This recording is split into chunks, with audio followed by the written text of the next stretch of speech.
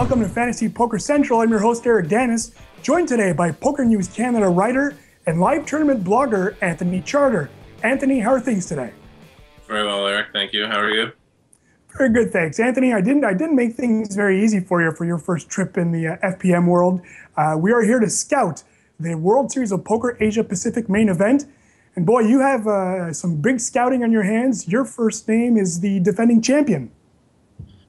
Yeah, got to go with fellow Canadian Daniel Negreanu. He won the tournament in 2013. Coming off a pretty stellar WSOP in Vegas this summer. Kind of a big deal for him. He became the all-time leading tournament money leader. So kind of got to go with the flow. He's going to be there in every big major tournament anyway, so why not show some home country love? And your second pick is a man chasing the Player of the Year title. Second pick I'm going with Brandon Schack-Harris. He's actually extremely cheap for FPM. Price is only $10,000, so everyone can afford him. He's running current Player of the Year.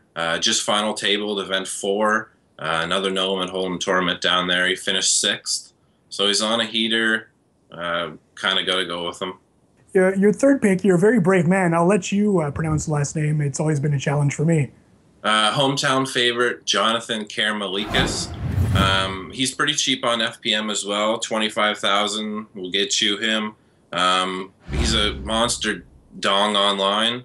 $5.2 million online tournament winnings. $2.3 million live. Can't go wrong. He's always going to be in the scene in Australia.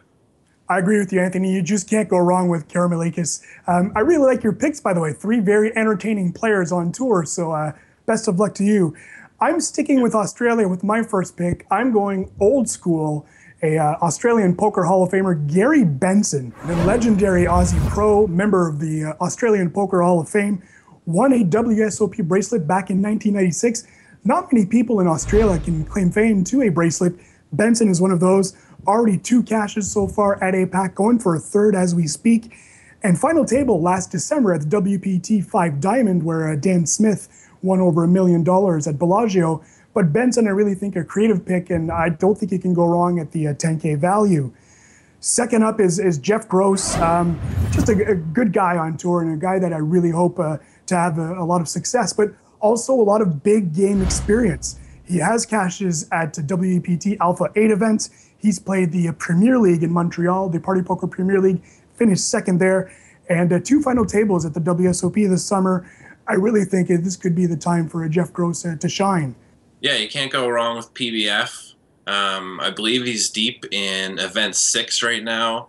Has a weird style of play, seems to always get there to the end. A lot of people make fun of him about being tight, but it's a good strategy for him. He makes it work.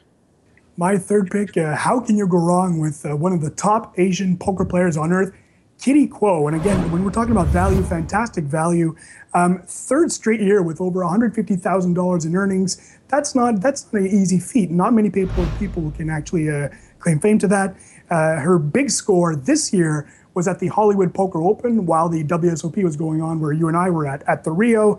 I really like Kitty in this situation. Again, good value there. And I really think that it's a time for the world to know who Kitty Kuo is.